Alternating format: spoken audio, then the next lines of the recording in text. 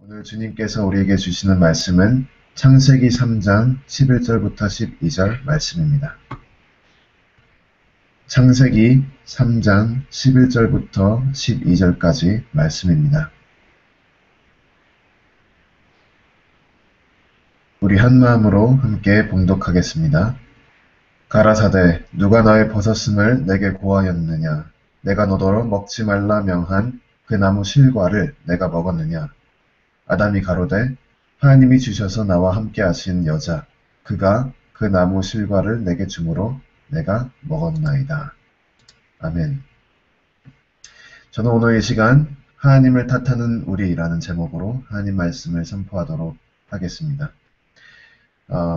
이틀 전에 제가 창세기 8절부터 10절까지 설교할 때 처음에 어떤 일이 있었는지 창세기 1절부터 3절까지 우리가 1장부터 3장까지 우리가 한번 본 적이 있습니다.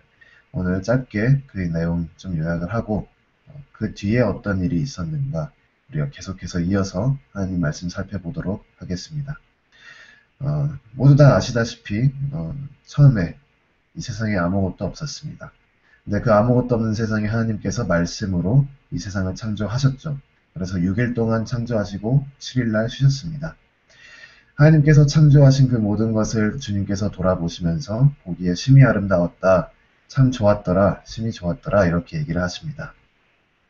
이 세상은 우리가 아는 세상과 조금 다른 세상입니다. 왜냐하면 우리가 사는 세상은 죄도 있고 악도 있고 고통도 있고 고난도 있고 슬픔도 있고 괴로움도 있는 세상인데 하나님이 처음에 만드신, 처음 계획하신 그 세상은 그렇지 않습니다. 하나님께서 처음 만들어지고 처음 의도하시고 계획하시고 창조하신 그 세상은 하나님 보시기에 심히 좋았더라. 그러한 세상이었습니다. 인간도 그 창조된 그 피조물 중에 하나였죠. 그래서 인간도 하나님 보시기에 좋았더라 라고 우리가 말할 수 있습니다. 인간은 처음에 그런 모습으로 하나님 만드신 그 아름다운 세상에 주님의 형상대로 창조받아서 정말로 하나님의 사랑을 많이 받으며 하나님 대신해서 이 세상의 모든 피조물들을 다스리기 위해 이 땅에 주님께서 만드셨습니다. 우리는 하나님 형상대로 창조를 받아서 정말 이 세상에서 모든 것을 우리가 다스리고 통치하면서 우리가 살아가는데 딱 한 가지 하나님께서 우리에게 하지 말라라고 명령하신 것이 있습니다. 모든 것은 우리가 다 다스릴 수 있지만 딱 한 가지 에덴 동산 한가운데 있는 선악과 그 열매를 먹지 말라 하나님께서 명령을 하셨습니다. 그래서 우리는 처음에 아담과 하와가 에덴 동산에 살면서 하나님과의 그 관계 속에서 지켜야 할 것이 그 한 가지밖에 없었습니다. 하나님 대신해서 하나님 형상으로 모든 것을 잘 다스리면 되고 그 가운데에서 딱 한 가지 선악과 열매만 먹지 않으면 되었습니다. 그런데 그 한 가지를 이제 아담과 하와가 지키지 못했죠. 잘 하고 있었는데 어디선가 나타난 그 악한 뱀이 나와가지고 그 뱀이 하와를 꼬드깁니다. 그래서 하와가 뱀의 유혹에 넘어가서 다른 게 아니라 하나님처럼 되고자 하는 그런 마음이 있어서 그 열매를 보고 그 열매를 보니까 이게 참 먹음직하기도 하고 보암직하기도 하니까 열매를 하나 따서 먹었습니다. 그리고 옆에 있는 남편 아담에게도 주어서 아담도 먹었죠. 그 둘이 이제 선악과를 이제 유혹에 넘어가서 선악과를 먹었는데 먹자마자 그들의 눈이 밝아집니다. 그리고 선과 악을 알 수 있게 되었죠. 죄가 무엇인지 알게 되니까 그들의 모습이 죄인인 것을 깨닫고 굉장히 부끄러워합니다. 그래서 죄를 지은 그들의 첫 번째 행동은 바로 숨는 것이죠. 서로로부터 몸을 숨기고 또 하나님으로부터 우리 자신을 숨깁니다. 자, 여기까지가 제가 지난번에 말씀드린 이야기인데 참 안타까운 사실은 죄의 영향이 여기서 끝나지가 않습니다. 이것은 시작에 불과하죠. 죄는 계속해서 우리 인간을 괴롭히기 시작합니다. 우리는 단순히 서로로부터 우리를 숨긴 것이 아니라 또 단순히 하나님으로부터 우리를 숨긴 것이 아니라 그것을 시작으로 우리는 더욱더 나아갑니다. 이상한 곳으로 나아갑니다. 이야기가 점점 꼬이죠. 그래서 오늘 우리 본문 말씀까지 오는 것입니다. 오늘 본문 말씀 보니까 이제 아담과 하와가 어떻게 계속해서 행동했는지 우리가 볼 수 있습니다.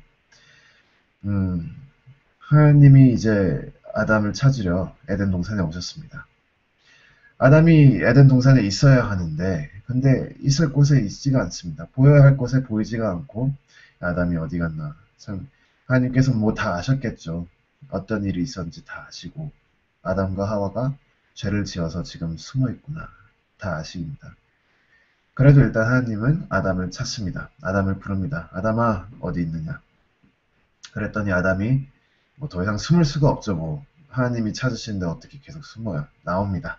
제가 죄를 지어서 숨었습니다. 라고 얘기하면서 나옵니다. 그래서 하나님이 저기 왜 죄를 지었냐.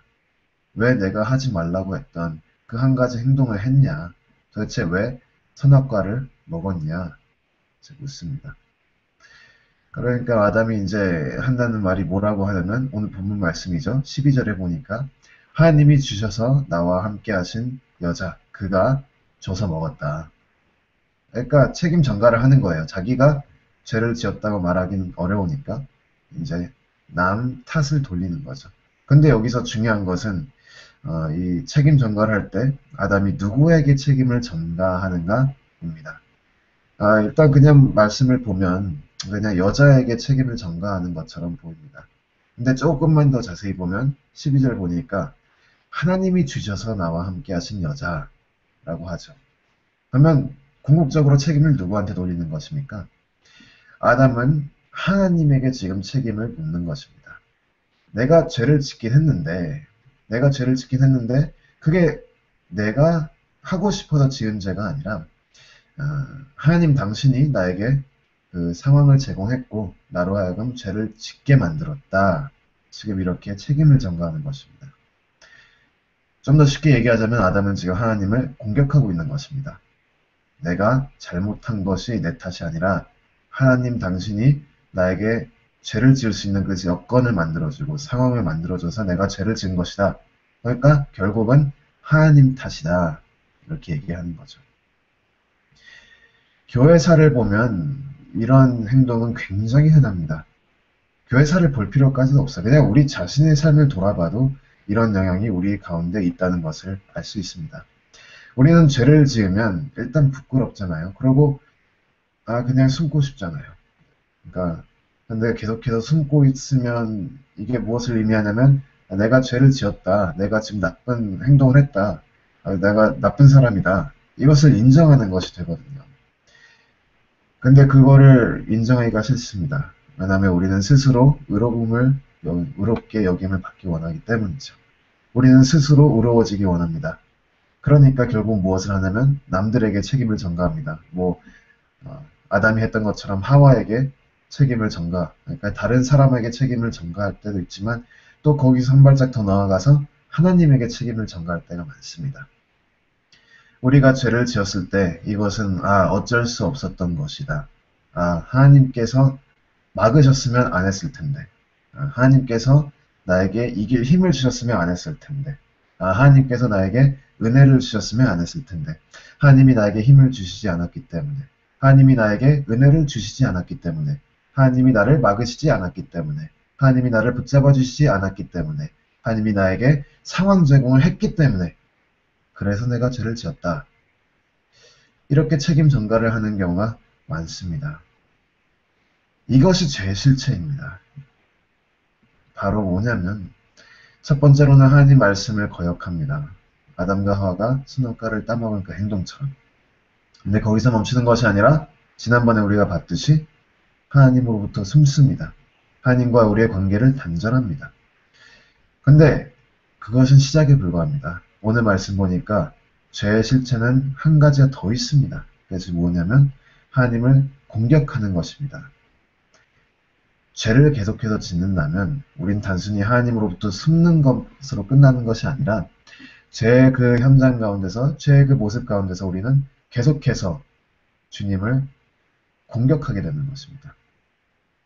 위험하죠. 이것이 죄가 우리에게 미치는 영향입니다. 우리는 지금 하나님이랑 지금 친하게 지내려고 노력해도 지금 모자랄 판에 우리는 죄를 지으려고 합니다. 하나님을 공격하려고 하죠. 이 죄의 모습이 아담과 하와로부터 시작해서 그들의 후손인 우리에게까지도 오늘날 이어지고 있습니다. 그래서 우리는 정말로 노력해야 되는 것 한 가지 중에 무엇이 있냐면 우리가 이 죄의 본능을 넘어서서 하나님을 공격하지 않으려고 하나님에게 책임 전가를 하지 않으려고 하나님 탓을 하지 않으려고 우리가 의도적으로 노력을 해야 합니다. 왜냐하면 우리는 기본적으로 그냥 본능적으로 하나님을 공격하고 우리가 뭔가 잘못했을 때 하나님에게 책임 전가를 하려고 하기 때문입니다. 그렇기 때문에 우리는 의도적으로 제 본능을 넘어서서 하나님에게 책임 전가를 하지 말아야겠다 이렇게 마음을 먹어야 하죠. 이게 쉽지가 않습니다. 우리는 그냥 하나님에게 따지는 걸 좋아해요. 우리는 그냥 하나님에게 책임 전가하고 뭔가 마음에 안 들면 하나님 탓으로 돌리는 것을 그냥 기본적으로 합니다. 누가 가르쳐주지 않아도 그냥 합니다. 이거는 가르쳐줄 필요가 없어요. 그냥 죄를 지으면 책임 전가를 하는 것이 그냥 본능입니다.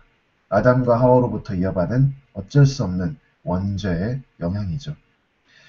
그래서 우리는 늘 묻습니다. 하나님 도대체 왜? 하나님 도대체 어째서? 하나님 왜 이런 길로 나를 이끄시나요? 내가 봤을 땐 이게 더 좋은데 왜 이렇게 늘 하시나요? 왜 응답을 안 하시나요? 왜 응답을 해도 꼭 저렇게 응답을 하시나요? 왜 나를 이렇게 힘들게 만드시나요? 왜 나를 이렇게 고통스럽게 하시나요? 왜 나는 남처럼 이렇게 복을 받지 못하게, 왜 나에게는 복과 은혜를 주시지 않는가요? 이렇게 하나님에게 따지고 묻고 책임 전가하고 이런 것들이 우리의 기본적인 그런 마음속에 있는 모습입니다. 뭐 좀 더 구체적으로 예를 들면 이제 이런 것들이 있죠. 제가 이제 강대상에서 제 말씀을 선포하는 것이 제 일이기 때문에 이런 것을 많이 경험합니다. 제 자신 포함해서 지금 반성하는 마음으로 이야기하는 겁니다. 뭐냐 하면 하나님께서 말씀을 이제 강대상을 통해서 그가 세우신 그 정오를 통해서 그의 입을 통해서 하나님 말씀을 선포합니다. 근데 그 말씀이 뭐 내 마음에 들고 또 그냥 기분이 좋아서 이렇게 귀에 쏙쏙 들어오면 참 좋은데 이게 종종 이제 어려운 말씀을 하실 때가 있습니다. 마음에 찔리는 말씀 아니면 순종은 해야겠는데 이게 좀 순종하기 어렵다 이런 마음이 드는 그런 말씀을 이제 하나님께서 종종 주십니다. 그럴 때에 우리가 그것을 그냥 달게 받아들이기가 인간의 본능이 있기 때문에 어렵습니다. 그리고 그냥 우리가 처음에 하는 행동이 뭐냐면 이렇게 어려운 말씀 또 어떻게 보면 괴로운 말씀 이런 말씀들이 강대상에서 선포가 될 때 우리가 첫 번째로 하는 행동은 무엇이냐면 마음을 닫습니다. 우리의 마음밭이 열려서 그 말씀 씨앗이 우리 마음밭에 심어져 가지고 30배, 60배, 100배 열매를 맺어야 하는 그런 그게 맞는 건데 그게 아니라 그 어려운 말씀이 선포될 때 우리는 마음 문을 닫고 그 다음에 마음 문을 닫는 그 합당한 이유를 생각해냅니다. 내가 왜 이 말씀을 안 들어도 괜찮은지, 나는 이 말씀에 해당되지가 않는다. 나는 잘하고 있기 때문에 이 말씀은 내가 아니라 내 옆에 앉아있는 그 사람에게 하는 말씀이구나. 그치, 저 친구가 들어야지. 이제 이런 생각을 하면서 이제 나는 한 발짝 뒤로 물러서고 숨습니다. 그리고 책임을 지지 않습니다. 그리고는 책임을 전가하죠. 하나님이 뭐 어쩔 수 없었는데 뭐 하나님이 원하신다면 뭐 내가 안 했을 텐데 이렇게 이제 책임을 전가하고 핑계거리를 만들고 하나님 말씀을 거절합니다. 마음 문을 닫는 것은 정말 적나라하게 얘기하면 뭐냐면 하나님 말씀을 거절하는 것이고 결국은 하나님께 반기를 드는 것과 다른 것이 없습니다. 위험한 것이죠. 근데 이게 이제 예배 때 말고도 우리 그냥 개인적인 신앙생활 할 때도 여러 가지 형태로 드러납니다. 뭐 예를 들어서 우리가 기도할 때 종종 그렇잖아요. 기도하다 보면 응답이 안 될 때도 있고 기도하면 뭐 이렇게 잘 될 때가 그렇게 많지는 않잖아요. 뭐 답답하고 뭐 가끔씩 기도하다 보면 딴 생각 들기도 하고 근데 그런 데서 우리가 기도를 멈추면 안 되는데 핑계를 댑니다. 어차피 기도해도 하나님께서 응답 안 하실 텐데 뭐 어차피 기도해봤자 이게 다 응답이 되나? 이렇게 하나님 탓을 하면서 기도를 안 하는 경우가 있습니다. 뭐 예배 드릴 때도 그렇죠.